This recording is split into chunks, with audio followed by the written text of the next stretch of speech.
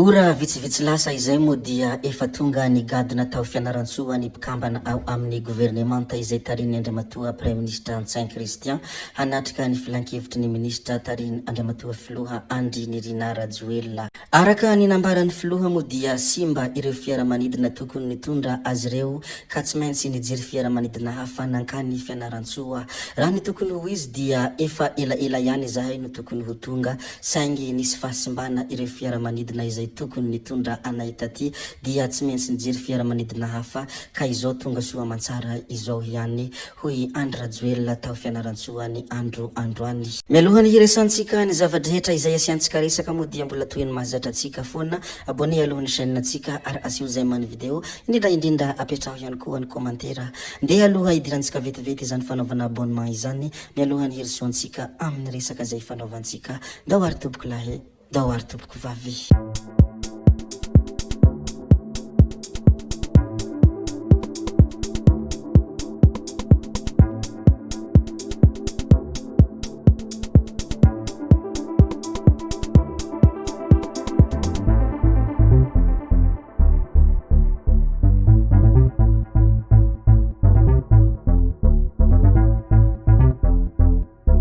Fanatevenana ny fiarahamiasa eo amin'ny Madagasikara sy ny firenena mikambana teny amin'ny lapan'ny mahazo arivo ny androany faharoa Jolay 2024 niona tamin'ny Premier Ministre lehibe ny gouvernemanta Antsain Christian nanatanteraka dinikasa tao mahazo arivo izao marena izao ny mpandrindra maharitry ireo sampandrarahan'ny firenena mikambana eto a Madagasikara tsy iza moa izany fa Andriamatoa Antonie Ngorarano sy ny delegation na izay notarihiny. Nodinihina nandritra ny ity fionana ity ny soany fiarahamiasa teo amin'ny roa tonta izay miompana amin'ny fanatanterahana ny politika ankapobeny fanjakana nametrahana paikady manokana ihany koa nandritrany izany ny hisiany fifanakalozana strategika bebe kokoa eo amin'ny gouvernemanta malagasy sy ireo mpiara-miombonantoka ara-teknika sy ara-bola rehetra eto amintsika. Zaraina ankafaliana sy ampitiavana moa iny zavanisy teny amin'ny lapan'ny mahazo arivo ny andriny roa Jolay 2024 iny resaka fanatevenana ny fiarahamiasa eo amin'ny Madagasikara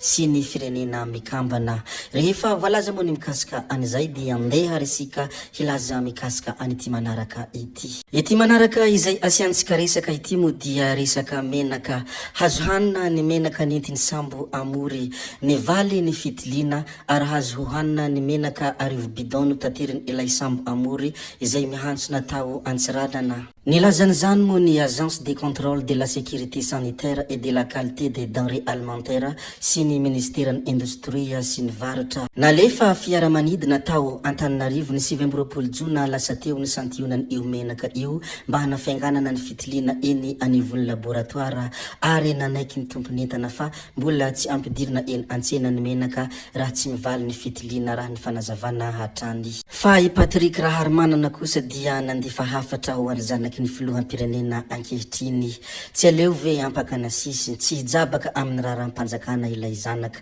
na atendreo aradalana izay titre ho entiny hoy ny hafatra izay nambarany ity Patrick Raharmanana ity izay miantefa amin'ny Andriamatoa Filoha sy ny zanany. Dia hoy Patrick ihany koa ny hoe aza manome tsiny aveo hoe nahoana kosa ny ankizy no atao safobe mantsina ao ianao no nampiditra azy ao dia mifangarovoraka ao hoy ny fanambarana hatrany izay nalefany Madame Mialy Rajoely hoy ity Patrick ity isolo lavitra ao ny zanakao betsaka ny zavatra azony atao aty ivelany fa tsy mahasalama azy ao anatiny ao. Tadidinao angamba hoy ity Patrick ity izaho tonga tany antranonareo tamin'ny andron'ny Noely valim-pifidianana mbola ny samboaravoara tamin'izany ary mbola kely ny adikilalao ireo zaza ireo amin'ny mahazaza azy hitako fony kely ireo hoy izy koa dia anatra ampitiavana be no alefako aminareo hoy ny hafatra izay nambarany ity Raharmanana Patrick ity. Ndaondra isika hiresadesaka mikasika ny fitsarana miaramila 2024 ao Antananarivo renivohitra hanomboka amin'ny sabotsy 10 Jolay ho avy zao izany fitsarana miaramila izany. Hanomboka amin'ny sabotsy 10 Jolay 2024 ho avy zao ny tetiandro ho any fitsarana miaramila ho antaona 2024 ao Antananarivo renivohitra ao amin'ny kianjany Malakama Antanimena no hanatanterahana izany manomboka amin'ny 20 ora maraina ka hatramin'ny 4 ora hariva. Tsara ho marina etoana mo fa ny tanora lahy sy vavy 7 hatramin'ny 1 taona izay tsy mbola ny tsara miaramila no andrasana ho tonga iny antoerana miaraka amin'ny karapanondrom-pirenena sy ny penina manga. Hisy ny fampitany ny tompona andraikitra eny ifotony ny fotoana sy ny toerana hanatanterahana ny fitsarana miaramila ho an'ny ivelany Antananarivo. Ny manaraka hafa ihany koa dia niona tamin'ny Papa Leo 4 i Jonathan Romy ilay mitana ny anjara toeran'i Jesoa Kristy amin'ny ilay andia tantara mitondra ny lohateny hoe The Chosen. Nanamafy ny finoako ny filalaovako ny anjara toeran'i Jesoa, fahasoavana lehibe ho ahy zany ary voninahitra tsy hay refesina ny nionana tamin'ny Papa hoy Jonathan Romy rehefa nitafa tamin'ny mpanao gazety. Nandritra ny audience générale natao tao amin'ny kianjan'i Saint-Pierre Vatican tamin'ny 15 Jona lasa teo no nionan'ny Papa tamin'ny sy tamin'ny ireo ekipa mpamokatra ny andia tantara The Chosen. Ity fivoriana ity moa dia fanaon'ny Papa isan-kerinandro mba ahafahany mpino sy ny vahiny avy amin'ny firenena samihafa miona aminy ary ahafahan'izy ireo mandray torteny sy ny afatra ary tsodrano avy aminy. Efa nolazaintsika sy noresantsika ny andro omaly moa ity resaka raha kolokolo aranofo izay niseho tany Mahajanga ity. Raha araka ny vaovao farany moa dia natsahatra amin'ny asany sy nahasazy mihatra 2 taona an-tranomaizina ilay mpampianatry ny université. Sazy mihatra 2 taona an-tranomaizina miampy fampitsaharana azy amin'ny asam-panjakana mandritra ny fotoana voafetra no azony ilay mpampianatry ny université